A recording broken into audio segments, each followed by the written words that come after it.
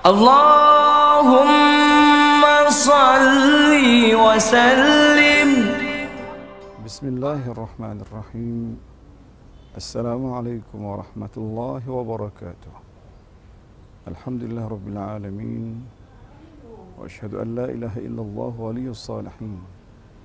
Wa asyhadu anna Muhammadan abduhu wa rasuluh. Arsalahu rahmatan lil alamin.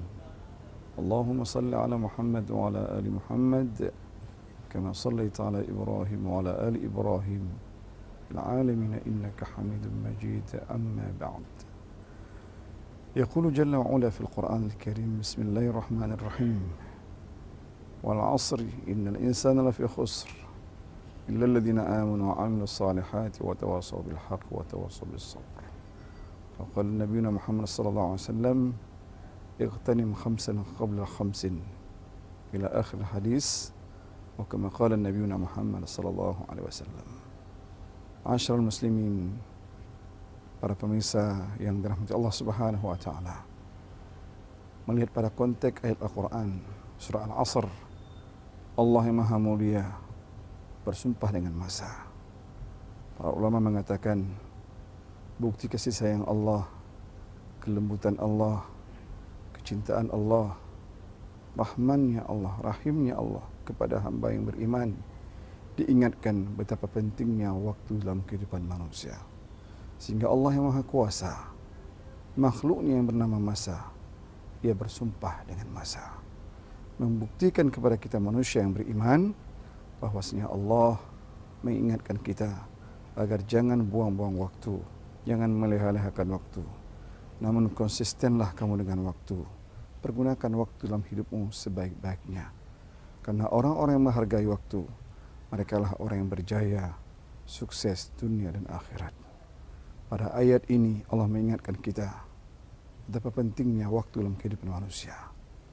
Karena kehidupan kita di atas bumi Allah yang fana ini, semuanya memiliki limit waktu yang tertentu, bukan selamanya. Sebelum ajal menjemput kita, maka dalam kehidupan kita sehari-hari, pergunakanlah waktu dengan sebaik-baiknya. Bersumpahnya Allah Subhanahu wa taala dengan masa memberikan sebuah bukti nyata bahwasanya Allah menyatakan kepada kita urgensinya waktu dalam kehidupan manusia. Kemudian Allah menyampaikan sesungguhnya manusia benar berada dalam kerugian nyata. Seorang ulama bernama Profesor Dr. Wahbah Zuhaili dalam tafsir beliau Al-Wasit mengatakan, ini adalah safinatun najah, bahtera keselamatan. Beliau mengistilahkan dengan demikian.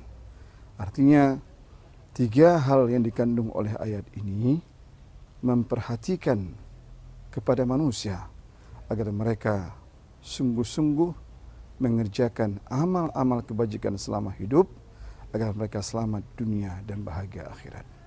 Yang pertama, setelah Allah mengatakan sesungguhnya manusia itu benar dalam kerugian yang nyata, Allah mengingatkan kita agar kita menguatkan iman kita, mengokohkan keimanan kita kepada kebesaran Allah, kekuasaannya dan kepersaannya.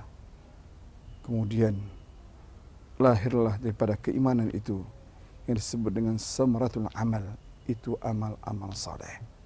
Taburkanlah kebajikan dimanapun Anda berada, selama masih ada hayat di kandung badan, di rumah dengan anak-anak dan keluargamu, lingkungan masyarakatmu, tempat kamu bekerja, dimanapun kamu berada, bertakwalah kamu kepada Allah.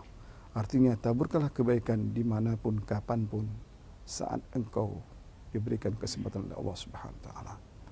Yang kedua, Allah mengingatkan kita agar dalam kehidupan ini senantiasa saling nasihat menasihati dengan kebenaran. Mengingatkan diri kita, anak-anak kita, keluarga kita, saudara mara kita, sahabat kita, masyarakat kita di lingkungan kita, ingatkan mereka dengan kebenaran. Yang ketiga, saling nasihat menasihati dengan penuh kesabaran dalam kebenaran, sehingga kita di antara orang-orang yang senantiasa berjalan pada poros yang diinginkan oleh agama Allah Subhanahu wa taala. Nabi kita berpesan, pergunakanlah waktu yang 5 sebelum datang yang 5. Di antaranya, hidupmu sebelum matimu, masa mudamu sebelum datang masa tuamu, kayamu sebelum miskinmu, lapangmu sebelum sempitmu. Mudah-mudahan kita di antara orang-orang yang disebut oleh Profesor Dr. Wazuhaili yang memiliki Safinatun Najah, perahu atau bahtera keselamatan.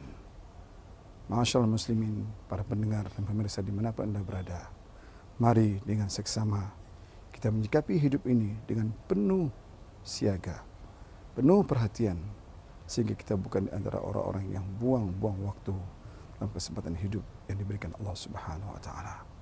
Para ulama mengatakan, jangan sampai Anda termasuk orang yang lalai, karena orang yang lalai adalah orang-orang yang rugi dunia, rugi saat Anda kembali kepada Allah Subhanahu wa taala. Allah dengan tegas mengatakan, innallaha yuhibbul muhsinin. Sesungguhnya Allah mencintai orang-orang yang berbuat kebajikan. Maka selama hidup di atas Allah, taburkanlah kebajikan, sehingga engkau mendapatkan cucuran rahmat, kasih sayang, dan karunia Allah Subhanahu wa taala.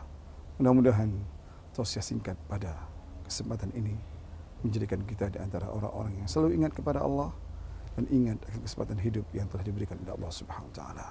Subhanakallah wa bihamdihi, asyhadu an la ilaha illa anta, astaghfiruka wa atubu ilaik. Wassalamualaikum warahmatullahi wabarakatuh.